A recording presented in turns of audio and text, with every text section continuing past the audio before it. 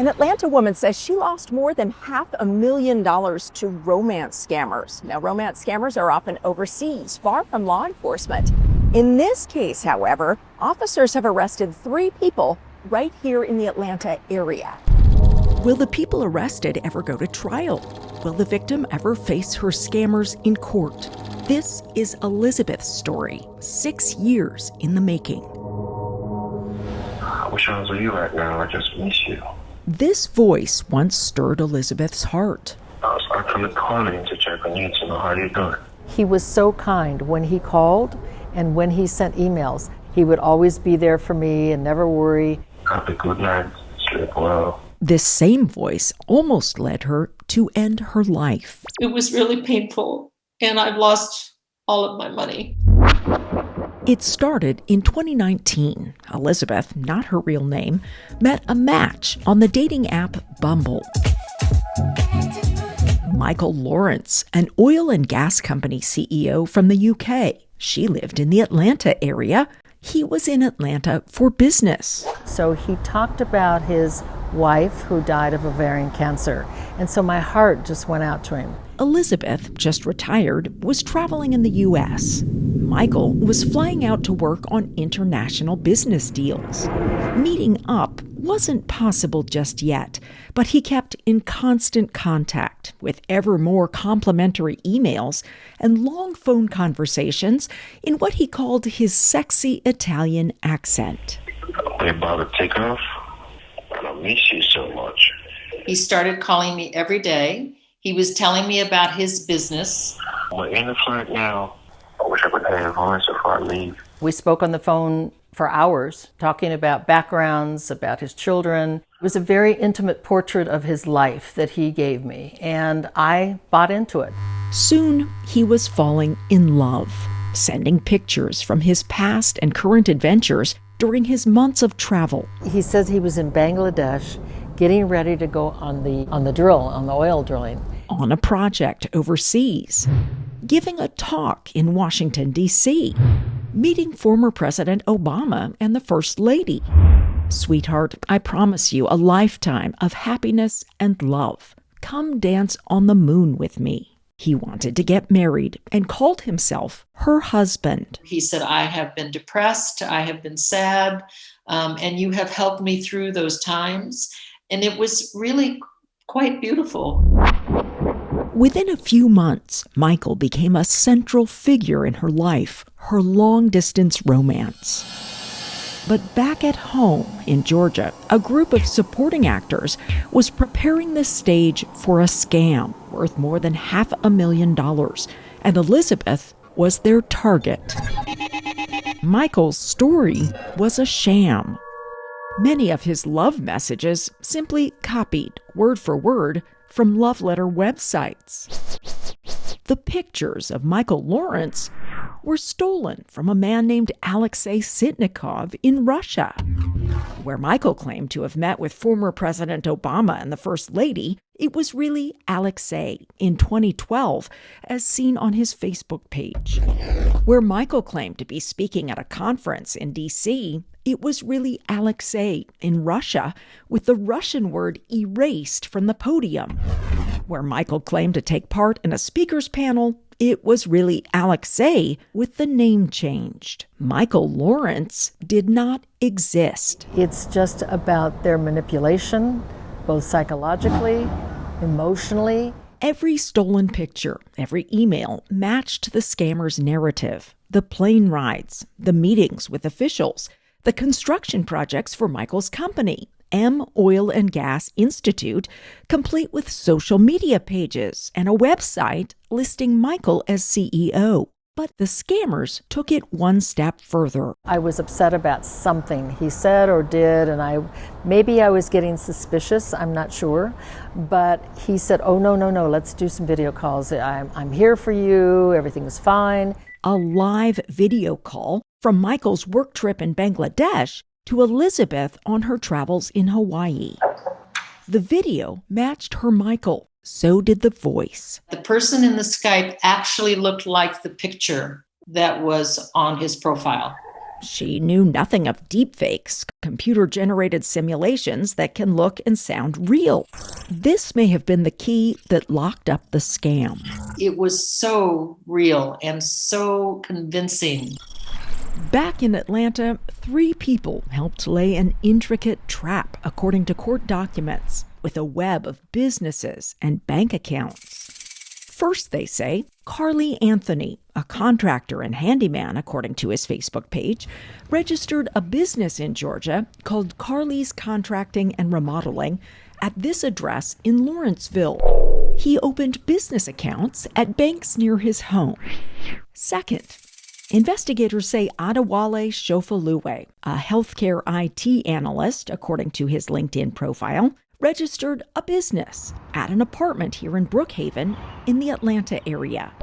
He called it A-Wizzy Logistics, opening a business account at a bank nearby. Third, they say, Henry Franklin, a college-level math instructor, registered a business called Go Far Co. at this apartment in Marietta, Georgia, with accounts at multiple banks in the area. 3 people, 3 companies, multiple accounts, all ready, court documents say, for the final scene with Michael and Elizabeth. When he told me he was going on this oil rig, it was going to be underneath water, right? He's going to be underneath. That's why it was dangerous. He couldn't talk to me. In Bangladesh, Michael was trying to finish up a business deal that would allow him to retire and be with Elizabeth at last. It's $65 million for this big oil rig that he needed for the job. He was buying expensive rig equipment, but was in a remote area and couldn't do the deal himself. And he said, please help me because I'm on an oil rig here in Bangladesh and I don't have access and I need to give you access so we can pay for this rig. She finally agreed and, at his request, logged into what looked like his real bank account on a real bank site. There, she saw transactions that supported his story over the last few months, where he flew, where he stayed, what he did. She transferred the money. But suddenly, a message popped up. Taxes on the rig were due, and taxes of something like $22 million. And so I said, well, I hope you have the money to cover that. And he said, no, they froze all my assets and I can't do it. And if I can't get the money now, I'll lose this project in Bangladesh. There was a flurry of emails, calls, and messages, some from his bank and his attorney. If she could help pay the tax now, he could pay her back right away. And in a few days, all this stress would come to an end. He called me that night and said, I need your help. I'm going to reach out to my best friends. I have one in Australia, one in Tokyo. They can all provide me some money. Can you help me just a little bit to help me get my rig? Because after this, we will have a life of bliss. Against her better judgment, she decided to help. Michael seemed to have a great deal of money at his disposal once his funds were unfrozen. As directed, she sent off $300,000 in several payments to a business account, Carly's Contracting and Remodeling, supposedly a business that would help pay the taxes. She checked the company's business registrations before sending the money. Just to see that it was really a company. They looked legitimate to me. And they both looked like construction-type companies. She then sent $350,000 more in several payments to the A-Wizzy Logistics account, believing it would help complete the deal and allow Michael to come home. But Michael never did. In fact, she believed, she caused his death. That was very traumatic and still is. It is a trigger that still hurts. Investigators say as soon as Elizabeth's money arrived in the accounts, the business owners, Carly and Adewale, started moving the funds out, in some cases to the business accounts of Henry Franklin, who then also moved the money out quickly, sometimes to other countries. At some point during the process, Regions Bank detected a scam payment and called Elizabeth with the terrible news. I said, you don't know what you're talking about. This is a real person. I've been talking to him for a long time. We've been corresponding. I've seen him. And he said, believe me, this is a scam. Her life savings gone. Her intense romance just an illusion. I was beyond total shock. I can't even tell you, and disbelief. I couldn't breathe. I was shaking. I was crying. Devastated, she contacted Michael. He said, I have no reason anymore to live. You have hurt me terribly. And that's when I heard a gunshot. I suppose if one could say hell, it was hell. I was in shock, thinking that whoever was on the other end of the line really did hurt themselves. And felt that I had caused his suicide. And it is so traumatic. It really is. And there are times where you think you don't want to live. I didn't want to live because of the shame. How naive could I have been to fall for this? She thought she might never recover. Finally, police arrested 3 people: Carly Anthony, Adewale Shofoluwe, and Henry Franklin. The owner of A-Wizzy Logistics is on the run now, and the masterminds playing Michael are likely overseas, possibly out of reach of U.S. law enforcement. Would the case hold? And would anyone ever face a judge? Today is the big day. 5 years after the scam, the case involving the Atlanta suspects is coming to its biggest moment. Elizabeth is going to see 2 people who she believes are involved in the scam face to face for the first time.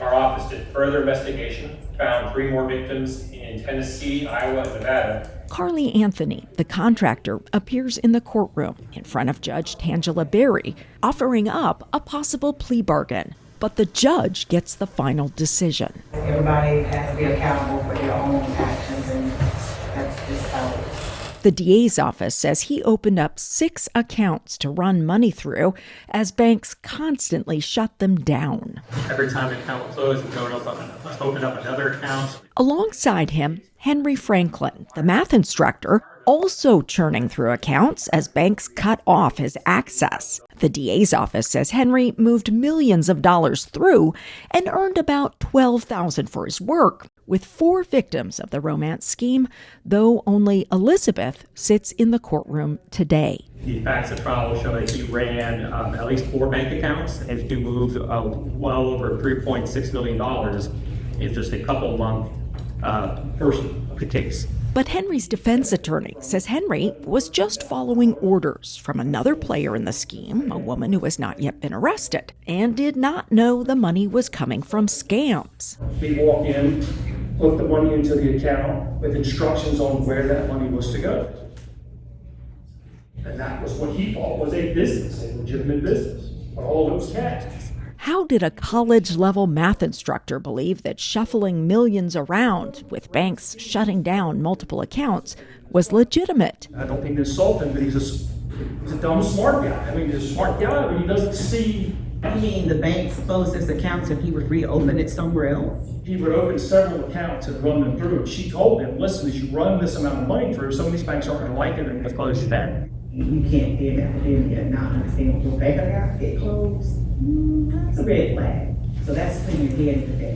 And you're saying when you try to pretend like you don't realize something's wrong. Now it's time for Carly Anthony's attorney to take the podium. He says Carly did not know the money he moved was part of a scam, and the attorney's willing to point the finger instead at Elizabeth. So the question is, does the victim, is she held to any kind of accountability as to what happened? Yes, it's her money. Here's a man that she just met on Bumblebee dating site. Bumblebee, she met him on a dating site. She in love, she gave it to him. She gave him this money. Ain't no gun and knife. Nobody put a gun to nobody's head and done that. It's amazing. If that had been me 5 years ago, that would have been the end of me. I kid you not, he would have destroyed me. Because I would have believed, okay, well, I'm not worth living. She hold herself out of this man's wife. How do you steal from your wife? How is Mr. Lawrence stealing from her and he her husband? This ain't no theft case. She gave him the money. Elizabeth says she did not hold herself out as Michael's wife. It was Michael who called her wife and himself husband to trick her into trusting more. Are you and Michael, a man who doesn't exist, are you two married? We are not married, absolutely not married. There is no marriage between me and the con artist. I mean, the whole thing was so ridiculous, I could hardly believe my ears. And my position is that if she said that's her husband, done it, he can't steal nothing from her. Will the judge buy the defense attorney's argument? First, Elizabeth has a chance to read a statement. She's afraid, but the attorney's tactics make her angry enough to stay with it. This was the summer of 2019, before most people, including me, knew about AI and deep fakes. So the person I was speaking with seemed real.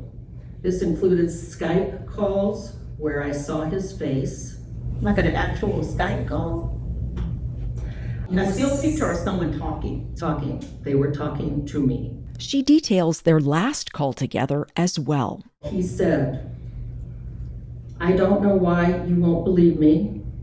I truly care and hope someday you will forgive me for what I'm about to do." He stopped talking and I heard a gunshot. The phone went quiet as I called out his name in shock. I believed that I had just heard this man that I had spent the last several months getting to know had just committed suicide. In the weeks following, I did not sleep, I did not eat or leave my room. The emotional and psychological toll this took on me required 24/7 care with my doctors. The money they stole was meant to help my disabled sister, allow me to reconnect with my friends, family, and live out my final years in peace. I frequently contemplated suicide as a way to manage the unending emotional suffering, self-blame, and shame I felt. What will the judge decide? Will Carly and Henry go to prison?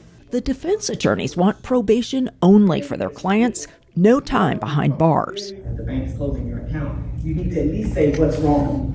You don't go, I'm definitely not filling probation. At the next hearing, the judge's decision. Carly Anthony and Henry Franklin agree to testify against other members in the scheme. Carly pleads guilty. Henry files an Alford plea where he pleads guilty without admitting guilt. And yes, prison, 3 years each. The defense attorneys did not respond to our requests for comment. If your accounts are being closed and you reopen them at different banks, that generally, I don't care if you're 20 or 70, you know something wrong. Just 2 players from the scam. But there may be more to come as the investigation continues. Most romance scam victims never see anyone go to court. Elizabeth is one of the few. I do feel that justice has been served because I didn't even think they would see jail time. She's still holding out hope that the judge will ask Carly and Henry to pay some money back. I think justice will be completely served if there is restitution. There's no guarantee of that, I know that, but that would be a blessing. I can get you to raise your right hand. We're going to swear you in. Months later, in March of 2025, the hope for money back is still alive. Do you swear or affirm the testimony you give in this proceeding shall be the truth, the whole truth, and nothing but the truth under penalty of perjury? I will. It's the last hearing for the 2 men by video with a familiar crew. Was your savings account completely wiped out from the theft? Yes, it was. Not just the $550,000 that she sent off to criminals. Elizabeth also has to pay taxes on the money she withdrew from her retirement account in the scam at more than $150,000. Were they willing to forgive those taxes because you were a victim, or were they still charging you for that money? Oh, no, there was still the charge. There was no forgiveness. Now the defense attorneys can speak. All right, then, Mr. Walker, what's your position? At this time, we have no argument about this, Judge. It is what it is. What about you, Mr. Ryan? Just briefly, Judge. Henry Franklin's attorney wants the judge to cut down the amount Henry would pay back, saying he didn't know he was part of a scam. He was just one player of many, and he didn't keep much of the money. And I'm very sorry for what happened to this woman, but I just don't know that my client's fully responsible for the tax ramifications. But the judge disagrees. The money didn't go to Mr. Franklin and stay with Mr. Franklin. Everybody's claiming they didn't get any money, right? No one knows where this money went. That's at least the claim. My position is, well, you should have known. You should have known you were involved in something that was dubious. The final ruling, Carly Anthony to pay Elizabeth back about $115,000. Henry Franklin to return about $200,000 and pay the other 3 victims about $210,000 split among them. All this starting in 2027. I learned a terrible lesson, but I hope that lesson will help others. With her savings gone, Elizabeth is back at work at age 77, struggling to keep her home. That voice still haunts her. I love you so much. Okay? Kisses, mama. She may never receive the restitution money. A court order does not guarantee actual payment, and it would still fall short of what she lost. But she takes solace in helping other people avoid the same heartbreak. The numbers show romance scam victims lost more than $1 billion in the U.S. in 2024. I've had victims with master's degrees, super intelligent, and they fell for a scam. And they're embarrassed. But if they don't speak up or say something and report it, this person is going to continue to do this to other people, and it hinders us from catching them and stopping them overall. It's more than just embarrassment. Many people mock and blame victims, saying it's their fault and they deserve what they get. And for those that say that we're stupid, I would say to you, that's fine. Maybe we are, but it doesn't solve the problem. We need to do everything we can do to make sure that people aren't suffering from these types of scams. Everyone is vulnerable to some kind of scam. If this sounds like yours, Elizabeth says, ask for help. And don't blame yourself. If you're a victim, please come forward. Please report it. Let us help each other. That's the most important thing, Carrie.